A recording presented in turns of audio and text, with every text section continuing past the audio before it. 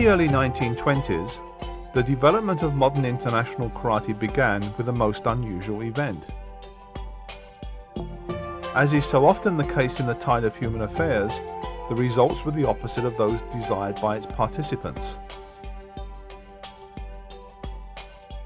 A popular public spectacle of the period was a prize fight between a Western-style boxer and a judo or jiu-jitsu expert. It was thought that the defensive techniques of judo were inadequate in dealing with the staccato blows of a trained boxer. These competitions frequently confirmed this widely held belief, some lasting only a few seconds and ending with the knockout of the judo expert. At one such event in Kyoto, a boxer, having easily disposed of several opponents, offered to fight anyone in the crowd, a challenge he would live to regret. According to issue number 9 of Kingu magazine, published in September 1925, one of the most popular publications of the period with over 1 million sales per issue, this incident took place in the early 1920s.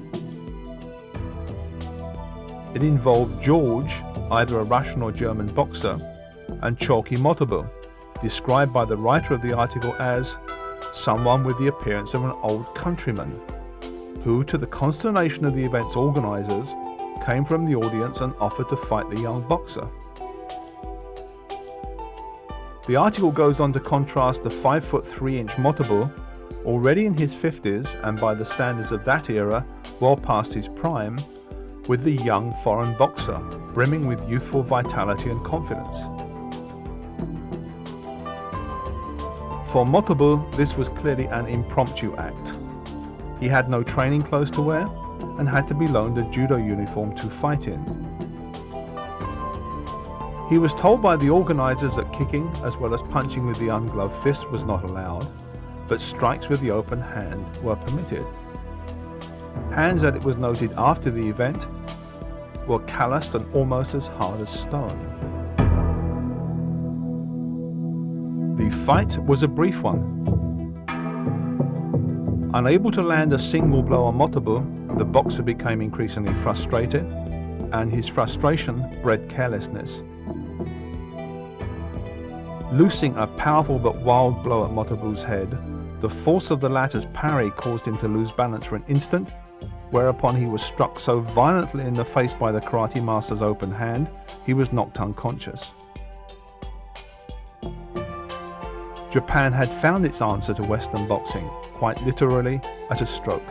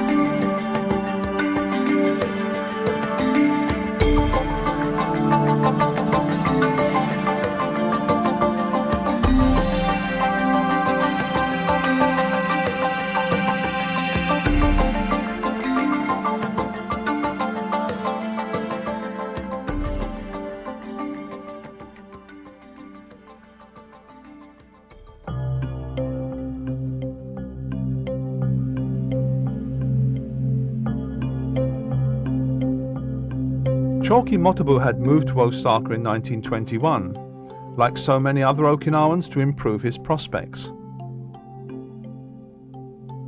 His homeland had become a prefecture of Japan in 1879, but remained poor and backward due to neglect by the Japanese authorities. Neglect that forced almost 20% of its population to emigrate to the mainland.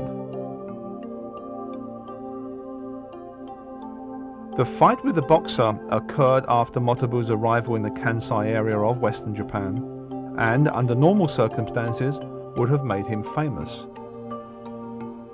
However, the magazine used images of Gichin Funakoshi taken from his then recently published book, Rentan Goshin Karate Jutsu, to illustrate the piece, giving the clear impression to its myriad readers that it was Funakoshi who had vanquished the Westerner, not Motobu. The already strained relationship between the two Okinawans deteriorated as a result of this, to take a further turn for the worse when, in 1927, Motobu started to teach in Tokyo, an area that Funakoshi clearly viewed as his own. Funakoshi, like other instructors of his generation, based his karate on the practice of fundamental techniques and kata. A quiet and rather scholarly man, the retired schoolteacher spoke fluent Japanese, was politically adept, and willing to do whatever was needed to achieve his goals, including the issuing of honorary downgrades to those who assisted him.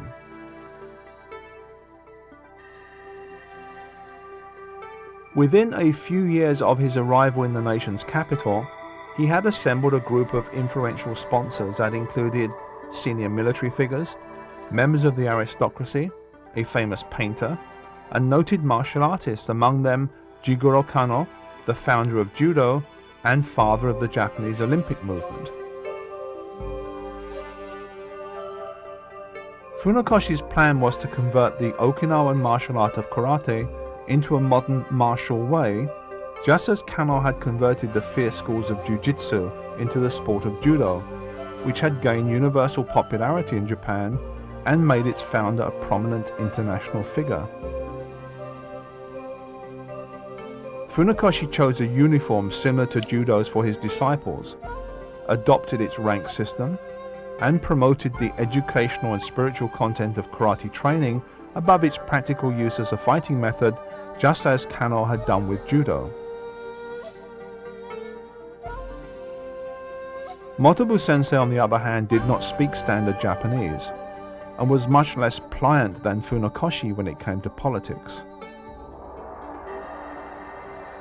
The son of an aristocratic family and descendant of the Okinawan kings, he had little respect for Funakoshi, who he referred to as a shamisen player, an Okinawan epithet for a person of mediocre skill, and as a gokutsubushi, an ingrate. Motobu's elevated position in the rigid Okinawan class system clearly did not sit well with Funakoshi, who responded by denigrating his senior at every opportunity.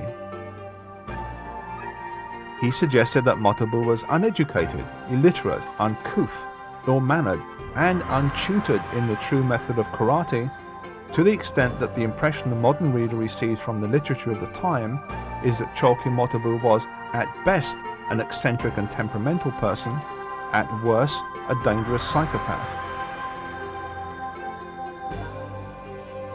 Motobu's answer was to publicly humiliate Funakoshi at every opportunity. According to contemporary reports, by hurling him to the ground on one occasion and having his student immobilize him on another. As many of Funakoshi's best students improved, they left him to train with Motobu Sensei, a development that was bound to fan the flames of an already explosive relationship.